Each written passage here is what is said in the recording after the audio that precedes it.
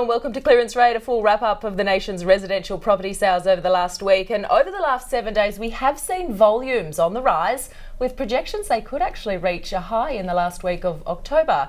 It's also interesting to note there have been 43% more auctions this year than last year.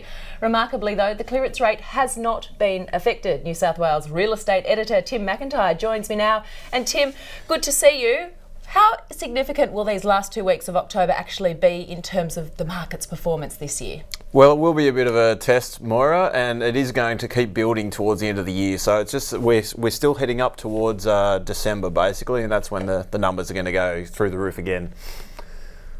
So also this week, the clearance rate of 75.8% in Sydney for 917 total auctions. So you can see those numbers, as you mentioned, are up. Not as much as in Melbourne, where the rate's a bit lower, but you know, Australia's biggest auction market, and all the way down to Perth, where nobody wants to go under the hammer at the moment, really. Yeah, and I noticed too some of the amounts actually going for sale as opposed to going for auctions have been climbing up slightly as well too. Let's just have a look at those house prices and how many sales we saw over the last 7 days.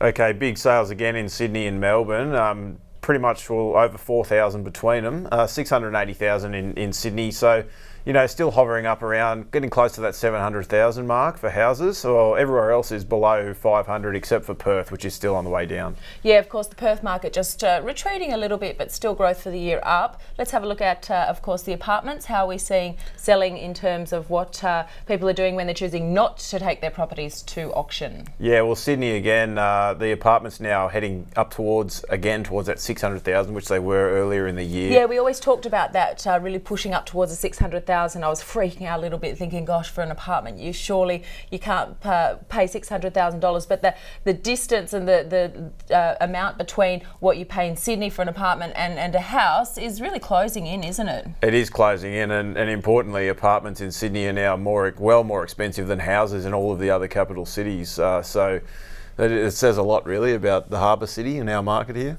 Yeah, and it means obviously if you don't necessarily have to live in Sydney for work, maybe lifestyle choice would be somewhat better in another capital city. Home value changes, we know they're all still on the rise. We've seen a pullback for Adelaide and Perth this week. Yeah, we have. Perth is coming down. Adelaide is sort of putting up a front this year, but you know it's never a big mover. It's pretty middle heavy.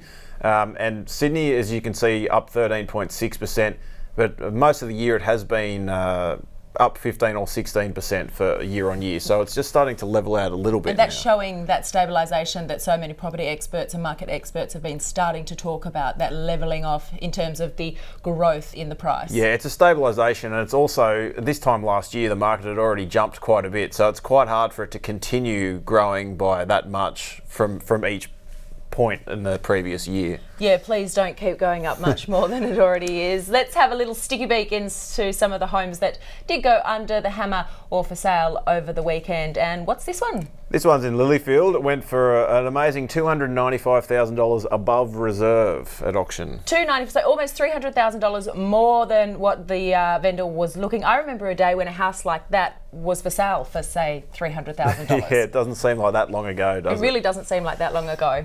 This one, out near the Blue Mountains on 5 acres, went for $2.05 million, which was actually $205,000 above reserve. So a family home, sort of, I suppose, in some of the, not inner city, but sort of city circle, 10-kilometre radius of Sydney, in terms of your suburban family home, would be going for $2 to $3 million, yep. 3 to 4 bedrooms. You can get this acreage, idyllic country lifestyle for the same sort of thing, but you've got the commute in and out of town. That's it. If you don't have to come into the city, then why not?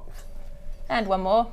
And finally, if you want to live in an Australian Idol's house, you can buy this property courtesy of Damien Leith, which is going on the market, which is going to auction with guides of more than $1.2 million. That's in Petersham in the inner west. And of course, every week we do feature our celebrity hot homes and the celebrities who are indeed selling and buying certain real estate around the world.